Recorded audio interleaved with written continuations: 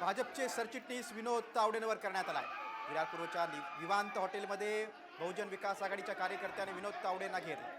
तावडे पैसे वाटप करत असल्याचा आरोप करण्यात आला. यावेळी त्यांच्यावर डायरी, पैशांची पॉकेट सापडल्याचा आरोप बवियाच्या कार्यकर्त्यांनी केला आणि दोन्ही बाजूचे कार्यकर्ते आमने सामने आल्यानं राडा झाला. जितेंद्र ठाकूर यांनी तावडेंवर गंभीर आरोप केले. विनोद तावडे, राजन नाईक हे बॅगेत 5 कोटी रुपये घेऊन आले आणि त्यांच्या डायरीमध्ये 5 कोटी रुपयांची नोंद असल्याचा आरोप ठाकूर यांनी केला. विरारमधील विवांत हॉटेलमध्ये तावडे पैसे वाटत असल्याचा आरोप बवियाने केला. मात्र तावडेंनी पैसे वाटपाचे आरोप सगळे फेटाळून लावले.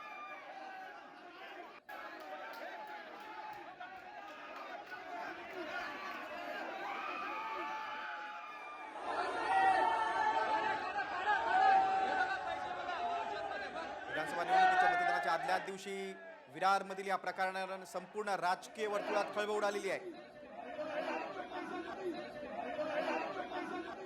खुद्द भाजपचे सरचिटणीस ज्येष्ठ नेते विनोद तावडेंवर पैसे वाटल्याचा आरोप बहुजन विकास आघाडीच्या नेत्यांनी केलाय.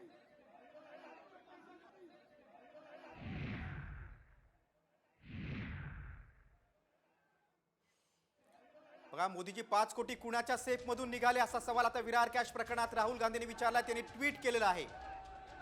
मोदीजी 5 कोटी कुणाच्या सेफमधून निघाले हा टोला राहुल गांधींनी लगावलाय. विरार कॅश प्रकरणावर राहुल गांधींचं हे ट्विट आहे.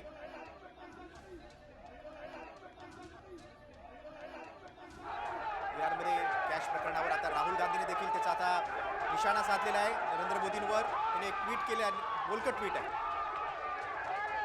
मोदीजी 5 कोटी कुणाच्या सेफमधून निघाले, एक है तो सेफ आहे असा नारा नरेंद्र मोदींनी दिला होता आणि तोच धागा पकडत आता राहुल गांधींनी हे ट्विट केलेलं आहे. मोदीजी 5 कोटी कुणाच्या सेफमधून निघाले असा सवालच राहुल गांधींनी विचारलेला आहे. विरार कॅश प्रकरणावर राहुल गांधींचं हे ट्विट आहे.